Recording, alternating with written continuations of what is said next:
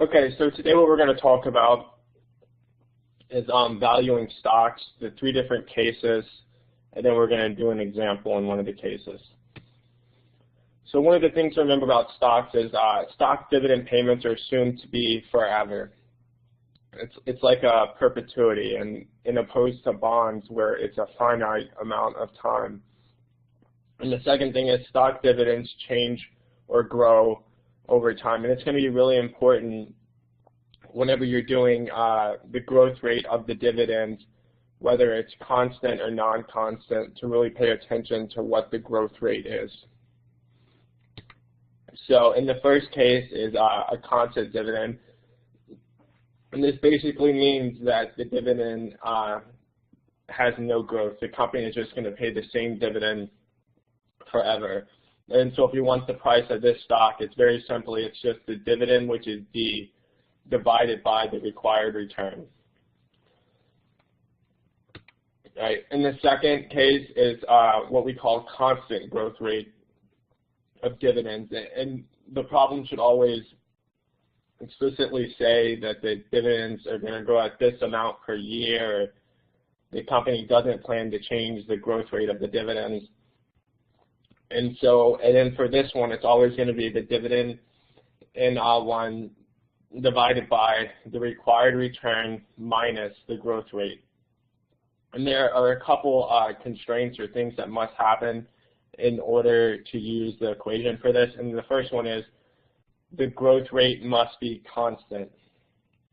They can't have zero growth rate or whatever else you want to call it. The growth rate has to be constant or else it won't hold.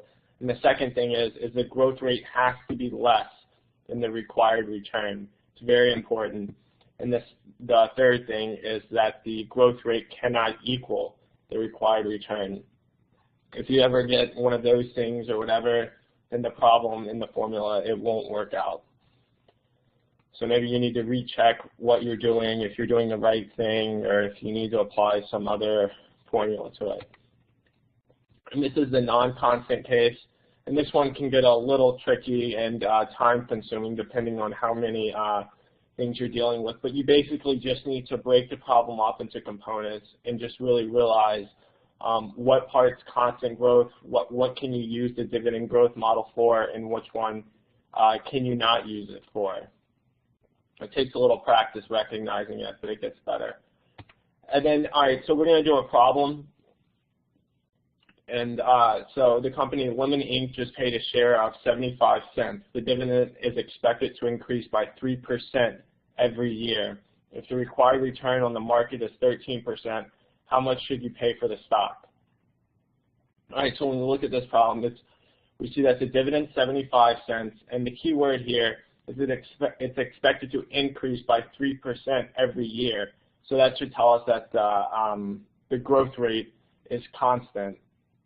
And then let's go ahead and talk about maybe if it was non-constant, then it would say the dividend is expected to increase by 3% for 4 years, and then say thereafter it's expected to increase by 1%. So that would be non-constant. But since we know that this is constant because it's just one growth rate going forward indefinitely, we're going to use the constant growth rate formula. So and very simply, if you want to take the time to do this yourself, maybe pause the video. And then it's just, so we take the dividend, which is 75 cents, and we multiply it by 1 plus the growth rate, and then we just divide it by the required return minus the growth rate, and we get $7.73. And that's it. I hope this short video helped you. So have a good day.